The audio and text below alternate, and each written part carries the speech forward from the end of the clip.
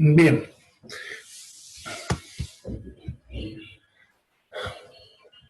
Buenas noches, chicos.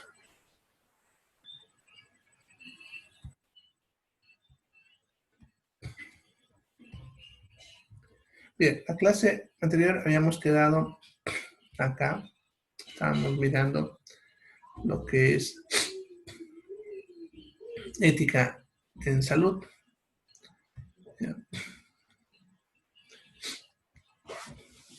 Bien, habíamos respondido las preguntas y habíamos hablado hasta para qué vivir. Les ha dicho por qué era importante que una persona debe vivir y por qué nosotros debemos hacerlas vivir, sea como sea.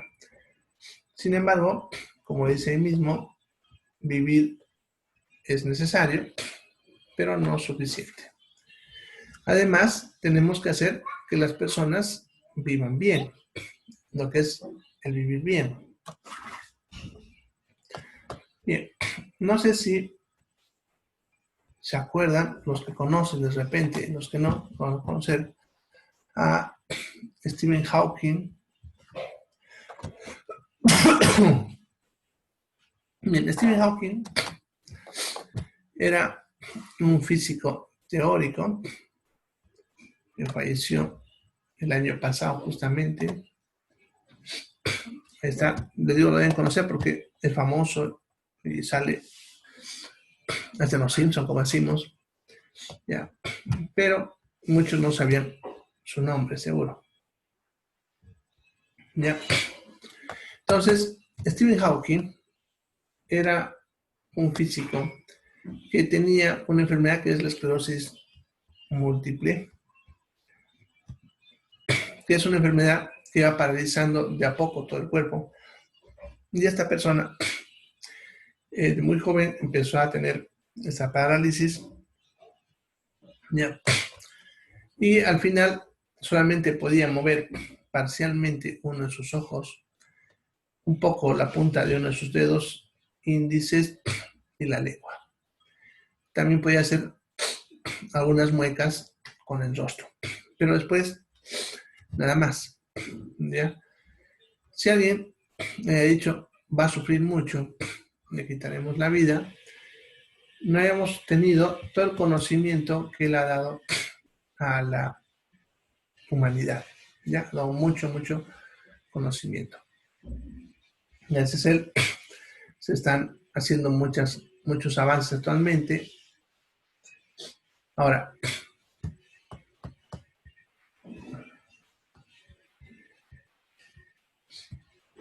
bien, sucede que, bueno, ya se lo hizo vivir, pero si alguien no haya pensado en la tercera pregunta que les puse ahí, que es en el cómo vivir, tampoco hayamos obtenido todo el conocimiento que él ha proporcionado a la humanidad.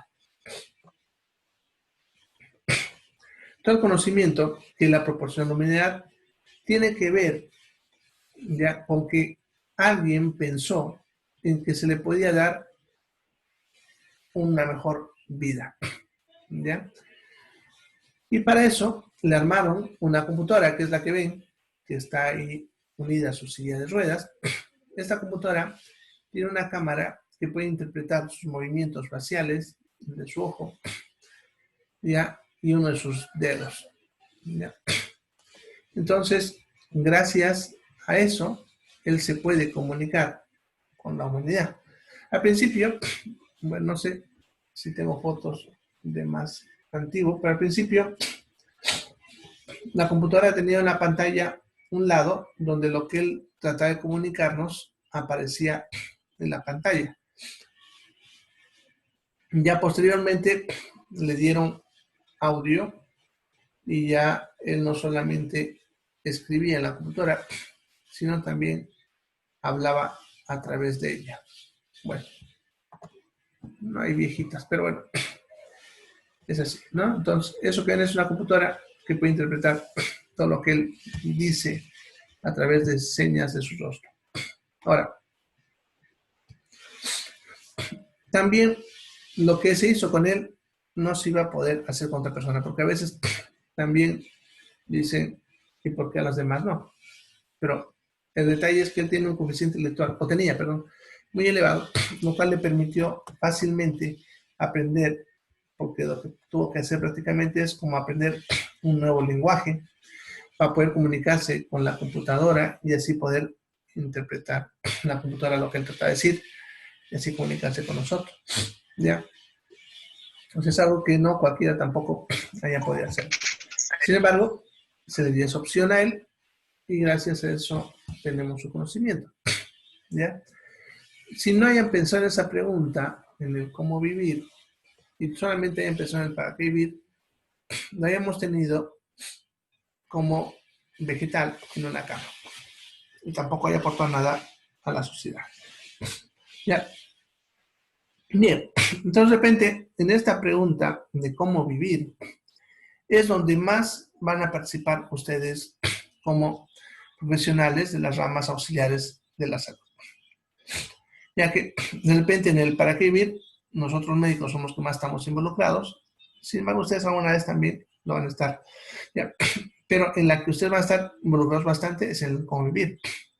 Ya, por ejemplo, la enfermera es la que le da el confort, el fisioterapeuta es el que le da la rehabilitación, ya el nutricionista no le va a acomodar su dieta, etcétera, ¿no? Entonces, participa en el cómo vivir, ¿no? En mejorar la calidad de vida de los pacientes. Entonces, no basta con hacerlos vivir, hay que darles calidad de vida. Eso significa darles una mejor vida, obviamente en medida de los recursos y las capacidades que todavía el paciente mantenga. ¿Ya? Bueno, sucede que cuando hablamos ya de problemas morales en la atención de salud, vamos a tener que hablar forzosamente de tres aspectos bien, que le llaman los pilares de la ética, ¿ya? Que son la dignidad, la autonomía y la integridad. El respeto a estos tres aspectos generan conflicto con los pacientes. ¿Se acuerdan que el respeto tiene que ver con considerar? Significa que nosotros tenemos que tratar de interpretar las señales que nos dan los pacientes para poder considerar lo que ellos consideran digno, autonomía o integridad. ¿Ya? Bien, para eso necesitamos entender cuál es el concepto de cada uno. ¿Ya? Bueno, podemos decir que dignidad tiene que ver con el hecho de tratar a un ser humano en calidad de ser humano. ¿Ya? Entonces, cuando hablamos de dignidad, no se refiere a igualdad, por si acaso, porque siempre se confunden con eso.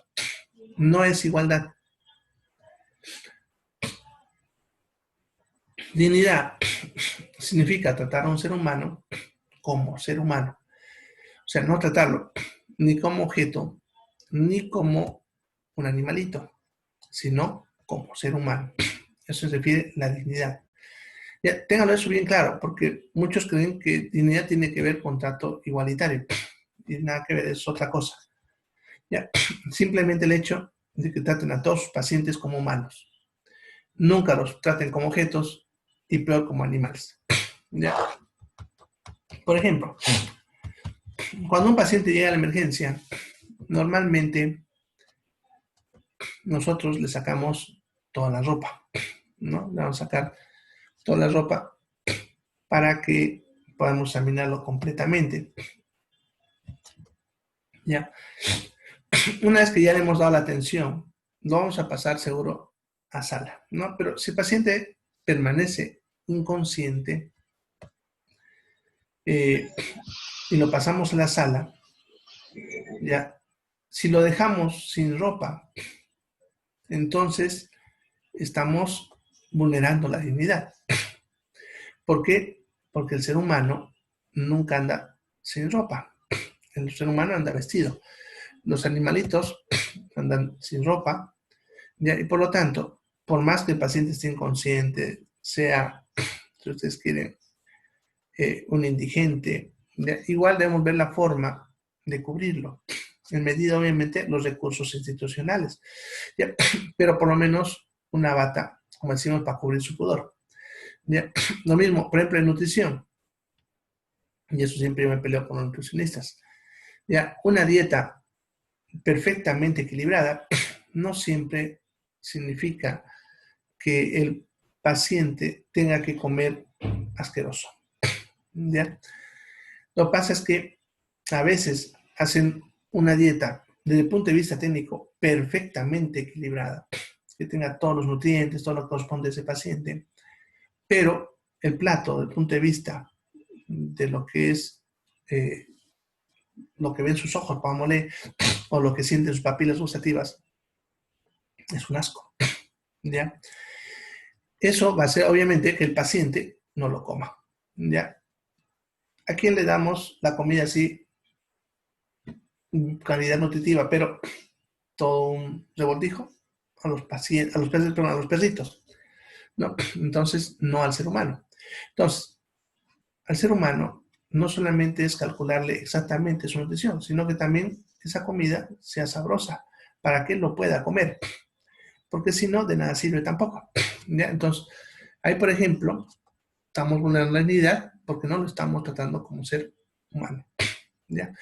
Bien, el siguiente aspecto es lo que es la autonomía, que ese concepto de repente ustedes lo dominan mejor, porque al menos aquí en Santa Cruz por muchos años hemos estado con eso de la autonomía, ¿no? Autonomía significa o es la capacidad que tiene cada individuo de poder decidir sobre sí mismo, ¿ya? Esa capacidad que tenemos todos los individuos de poder decidir sobre nosotros mismos es lo que se llama autonomía. Aún en contra de lo que pudiésemos nosotros opinar, ¿ya? Por ejemplo, si un paciente decide no continuar con un tratamiento, aún sabiendo nosotros que él va a morir, debemos aceptar esa decisión, ¿ya? Entonces, la autonomía es permitir al paciente poder escoger, ¿no? Poder él que escoja qué es lo que quiere según lo que él cree que es bueno para él, ¿ya? Y eso va de muchos aspectos. Pongamos lo que pasa, por ejemplo, con los medicamentos. Y ahí eso van a ver, por ejemplo, yo soy partidario de que cuando se da una receta debe darse un nombre genérico, no comercial. Porque al darle un nombre comercial al paciente, estamos vulnerando la autonomía. Les voy a contar qué es lo que pasa, por ejemplo, en Japón, que está por allá. Allá, por ejemplo, y lo mismo es en Europa, y también creo en Estados Unidos, pero no les puedo decir porque no he estado, pero he visto recetas. Entonces, por ejemplo, el médico da la receta en nombre genérico. Con eso se va a la farmacia. ¿Ya? El farmacéutico, que ese es en realidad el trabajo del farmacéutico, va a decir esa receta y va a sacar, póngale que yo le recete acitromicina. Entonces el farmacéutico va a sacar 3 o 4 productos de acitromicina con diferentes nombres comerciales. Le va a decir, tengo estos 3 productos que son los que ha indicado su médico. Usted puede escoger entre los 4. Este de aquí es el más barato. Le vale 3 pesos la tableta. Este de acá vale 20 pesos la tableta. Y este el más carito vale 80 pesos la tableta. Pero este de acá no tiene certificados de calidad. Este tiene un certificado de calidad. Y este que vale 80 tiene 5 certificados de calidad. Viene en sabor a naranja, es gel fácil de tragar, etc., ¿no? O sea, le da las propiedades del producto, ya, porque los 3 son acitromicina, dándole la opción al paciente de escoger cuál es lo mejor para él. De repente, si no tiene muchos recursos, dice, bueno, quiero esta tabletita que es más barata, aun cuando me va a costar tragarla, pero ni modo. O si tiene buenos recursos, dice, bueno, yo quiero esa que es suave de tragar, con sabor naranja, vale 80, me la compro. ¿Ya? Entonces, si se dan cuenta, al hacer eso, le estamos dando autonomía al paciente. ¿Ya? En cambio, yo le digo, compres este producto, propongámosle que es el vale 80, el paciente va a ir a la farmacia, le va a decir, deme este producto, la farmacia le va a ofrecer solamente ese producto. Y por lo tanto, si vale 80 y de repente el paciente no tiene para comprar, ¿qué va a pasar? Él no va a poder tomar tratamiento. ¿Ya? Entonces hemos vulnerado la autonomía porque no le hemos dado la opción a él de elegir, le hemos prácticamente obligado a que consuma un producto. ¿Ya? ¿Ya? Entonces, eso es lo que es la autonomía, permitir que el paciente decida sobre sí mismo. Nosotros lo único que tenemos que hacer es darle las alternativas que él tiene y que él decida. Es lo mismo que cuando nosotros vamos a hacer a un procedimiento quirúrgico, le vamos a decir, tenemos que hacer este procedimiento, pero tiene estas dos alternativas. Si usted quiere, lo hace esto, si quiere lo otro. Esta es la mejor opción, la que yo le aconsejo, pero tiene estas otras dos alternativas. Entonces el paciente entonces escoge qué es lo que quiere según él. ¿Ya? Bien, es la autonomía. Y luego tenemos la integridad. Cuando hablamos de integridad, nos referimos al hecho de que hay que tratar al ser humano completo en todas las esferas que lo forman, ¿ya? En ese caso, estamos hablando de que el ser humano tiene un componente físico, tiene un componente mental, tiene un componente social, un componente económico y un componente espiritual. Por lo tanto, cuando yo trato de atender a un paciente, debo ver que estoy atendiendo todas las esferas y no solamente la parte física. Por ejemplo, si van a sacar sangre en laboratorio, no es solamente agarrar y meter la aguja. Deben preguntar qué es lo que está sintiendo, sus temores, tratar de responder sus dudas, la parte psicológica del paciente. Ya, porque si no, por ahí se les desmaya. Ya, preguntarles de repente qué piensa su familia del procedimiento que le vamos a hacer. Es la parte social, está involucrado. Si hay una creencia, por ejemplo, en cuanto a este aspecto. Yo, por ejemplo, cuando estaba haciendo mi provincia, tenía que atender, bueno, atendido bastantes partos, ¿ya? Y estaba cerca de una población de gente nativa que tenía la costumbre de atender sus partos con la paciente parada, agarrándose de un tronco. ¿Ya? El problema es que los pacientes llegaban a la sala de parto y querían subirse a la camilla. ¿Ya? Bueno, eso es una creencia de ellos. Ya, al principio tuve que ir adaptándome a eso y tuve que modificar un poquito la camilla para poder atenderlos mejor en base a sus creencias. ¿Ya? Entonces, la atención de integridad consiste en eso, en ver incluso la parte económica, si le va a faltar o no para el tratamiento, y si le va a faltar buscarle una alternativa accesible a esa persona. ¿Ya? Si nosotros no tomamos en cuenta estos aspectos, vamos a tener problemas en la atención, problemas morales.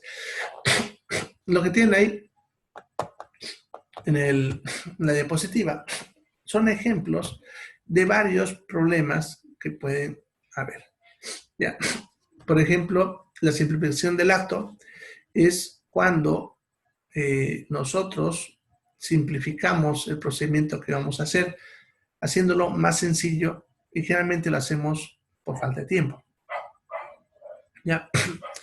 Por ejemplo, lo que les mencionaba el otro día, si tenemos que hacer una atención médica, tiene que dar por mínimo 45 minutos, pero si lo reduzco a 10, voy a tener que quitar varias cosas. Eso significa que voy a tener que simplificar.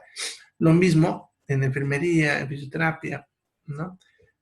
Ya al ir quitando cosas, voy simplificando el hecho. Y generalmente le voy quitando cosas que son parte del ser humano, ¿no? Como el saludo, ya preguntarle lo que le estaba diciendo, qué piensa sobre lo que se va a hacer, etc.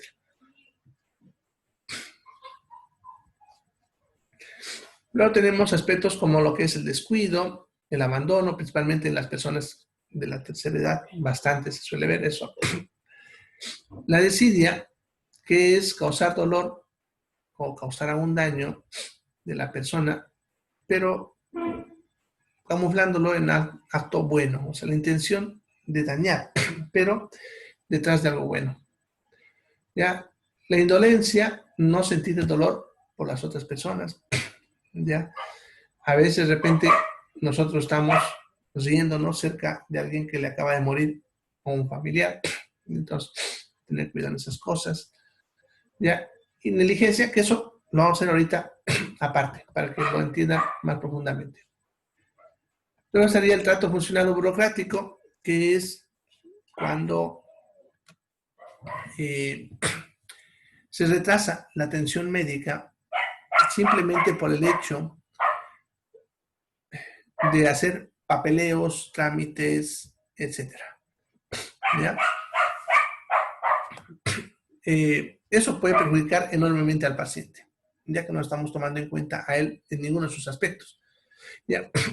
Eso suele pasar bastante en la Caja Nacional. En la Caja Nacional, a veces uno puede llegar medio muerto a la emergencia, pero no te atienden hasta que vayas a hacer algo que se llama vigencia de derechos, ¿no? Y si haces la vigencia de derechos, tienes que ir a archivo para activar tu historia, y de ahí recién sacas ficha, y de ahí recién te atiende. Todo una pérdida de tiempo sin motivo, cuando pudiese haber formas de que eso se acelere, ¿no? Bien, y como están viendo, otros más que son ejemplos ya de lo que pudiese pasar y se vulnerase esos tres aspectos que estamos viendo ahí. Bien, eso es en base a un estudio que se realizó el año 2016, no, perdón, el 2015 fue, ¿ya? Sobre lo que son valores y problemas morales en salud. Ahorita vamos a ver los valores incluso. ¿Ya? Y determina qué son las situaciones problemáticas con más problema a nivel mundial, no es solamente de Bolivia, ¿ya? Que pueden tener problemas éticos. Uno, y es bien conocido, el trasplante de órganos, ¿no? Y no tanto el trasplante legal. Esto más que todo se refiere a la parte ilegal, lo que es la venta de órganos. Justamente en estos días han ido a ver con lo del COVID, que ya frenó por suerte, porque los primeros días fue una avalancha eso, ya, con el plasma hiperinmune, ya. Toda donación debe ser gratuita, ya, y no debe ser dirigido a alguien específico, sino en base a la emergencia, la necesidad y la prioridad, ya. Entonces, vender, por ejemplo, plasma hiperinmune o vender un órgano va contra la ética de este proceso. Ya, Bolivia, hace varios años atrás, fue considerado zona roja en trasplantes ilegales. ¿Ya? Lo que pasa es que algunas personas de otros países llegaban aquí a Bolivia con un órgano de dudosa procedencia y aquí se lo trasplantaban. Eso generó una denuncia internacional que llevó a que el gobierno tenga que regular los trasplantes, ¿no? De ahí sacó las normas para trasplantes, etc. Y ahora ya con eso se ha frenado. Pero aún así, por ahí, por abajito todavía se consiguen de forma ilegal. Ya. No. Bien, pero el problema de los trasplantes de órganos es que pueden ser de origen ilegal. Lo que han escuchado hablar que a alguien les roban su órgano. Por ese motivo debe ser controlado y es antiético hacerlo sin verificar que sea legal. Bien, experimentación con personas, esto se hace realmente en países desarrollados, técnicas de reproducción e ingeniería genética. Eso, por ejemplo, se refiere a lo que es la selección genética, ¿ya? Por ejemplo, si alguien quiere tener un hijo que sea de un color de pelo, de un color de ojos, color de piel, etc., se puede hacer selección genética. La tecnología actual lo permite. Hay en ingeniería genética la capacidad de poder seleccionar el sexo, color de piel, pelo, etc. Sin embargo, eso es visto como antiético, ya que hacer eso es como si nosotros estuviésemos haciendo selección genética, que es lo que hacían los nazis en la época de la Segunda Guerra Mundial. Seleccionar a las personas en base a ciertas características, lo cual, se dan cuenta, va en contra de principios humanos. ¿Ya? Entonces, legalmente está prohibido en la mayoría de los países. Sin embargo, hay países donde pueden hacer. Recientemente, por ejemplo, en China salió una noticia de que consiguieron por ingeniería genética modificar los genes de un niño para que nazca resistente al VIH. ¿Ya? Si bien la idea es interesante, buena y de repente hasta humana, porque evitaríamos la enfermedad, eso abre las puertas a la modificación genética. Y permitir que eso ocurra significaría que se empiece a dar libertad para también seleccionar razas. ¿Ya? En lo cual, por lo tanto, ha sido bastante mal visto por la sociedad científica a nivel mundial.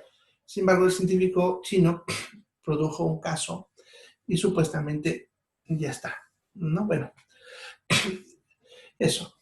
El otro, el consentimiento informado, es un documento que lo vamos a hablar más adelante sobre ese documento, que también genera problemas cuando está mal elaborado, pero también es muy útil, ¿no?, cuando se elabora de manera efectiva. ¿Ya? Bien, en tecnologías avanzadas, pues cuando aparece algo nuevo, que eso tiene también relación con la experimentación, porque a veces mucha tecnología pudiese tener que ver con experimentación en humanos sin que ellos estén enterados, ¿no? Bien.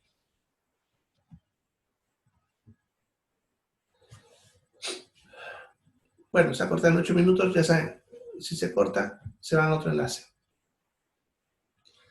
Bien, cuando hablamos de la culpa, se refiere a la sensación que tiene una persona de que cometió algo. O sea, esa sensación consciente de que hay un error en nosotros.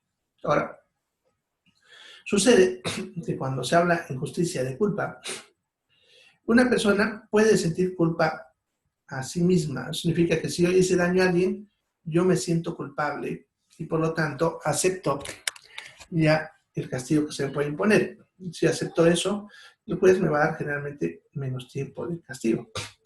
Pero también la justicia te puede imponer algo para que vos sientas culpa, ¿ya? En el caso del trabajo profesional que nosotros realizamos, lo primero que hay que entender es que ningún profesional de salud estudia para hacer daño. Ya ver que los profesionales de salud, y eso incluye seguro a ustedes, siempre tenemos la intención de causar bien, no daño ni ningún mal. Sin embargo, en el ejercicio de esta profesión pudiésemos cometer errores porque somos humanos, ¿ya? Y por lo tanto, debemos sentirnos culpables de los errores que nosotros cometemos, ¿ya? Ahora, esos errores profesionales, cuando hablamos ya de culpa, ya podemos clasificarlos en 3. Fíjense, está hablando de error profesional, ¿ya? ¿Ya? ¿Por qué? Porque sucede que cuando, pongámosle que por un error murió una persona. La muerte de una persona en justicia se conoce como homicidio. Cuando ese homicidio fue planificado, se llama asesinato. Pero si fue un homicidio producido por un error, significa algo involuntario, algo que ustedes no querían hacer, se le llama homicidio culposo. Significa un homicidio sin intención, pero tú tienes la culpa, por eso es culposo. Entonces el juez, cuando declare homicidio culposo, va a ver el tamaño de su sentencia en base a la forma de culpa que vos tienes. Y así es imprudencia, impericia o negligencia. Pero es importante conocer estas 3. 1, para saber por qué a veces el juez determina ciertas cosas. Y 2, para que obviamente nunca cometa ninguna de las 3. Bien, veremos qué es imprudencia. Ya, lo más sencillo de explicar es cuando uno hace algo que no le correspondía hacer. ¿Por qué no lo corresponde hacer? Porque de repente no era tu profesión, estás haciendo algo más de lo que deberías hacer, puedes hacer más de lo debido, o sea, exageraste, en otras palabras, en hacer algo, y al hacer esa exageración pusiste en riesgo a tu paciente. Por eso dice riesgos injustificados, por haberte precipitado en hacer algo. Cuando vos no sigues los pasos, simplemente porque crees que puedes hacer algo mucho mejor sin haberlo probado científicamente anteriormente. No cuando hay exceso de prescripción, como están viendo, se exagera en lo que tengo que hacer. Entonces, la imprudencia es cuando ustedes hacen algo que no corresponde que hagan, algo que no es de su profesión, del cargo, o lo están haciendo de forma exagerada. ¿Ya? Por ejemplo, si un farmacéutico coloca un inyectable en una farmacia, eso es imprudencia. Por más que él tenga el certificado de inyectables, por decir, para poder colocar inyectables. No puede hacerlo en una farmacia. Estás haciendo correr riesgos injustificados, porque el lugar donde debes colocar un inyectable es en una enfermería, no en una farmacia. ¿Ya? Entonces, si el paciente se pone mal y pasa algo, ya el paciente, pero el juez te va a culpar por imprudencia. ¿Ya? Bien, la impericia es cuando sí correspondía a tu carrera, o sea, corresponde a lo que vos tenías que hacer, pero esta vez te equivocaste, cometiste un error por el hecho de que no te preparaste lo necesario, ¿ya? En este caso, se refiere al hecho de que vos no estudiaste, ya no te entrenaste lo necesario para poder resolver ese problema. ¿Ya? Por eso es que dice no sabe lo necesario, ignorar reglas específicas, aptitud insuficiente, insuficiencia técnica, falta de destreza. Y no te entrenaste. Esto que yo les digo a los que pasan copiando, por ejemplo.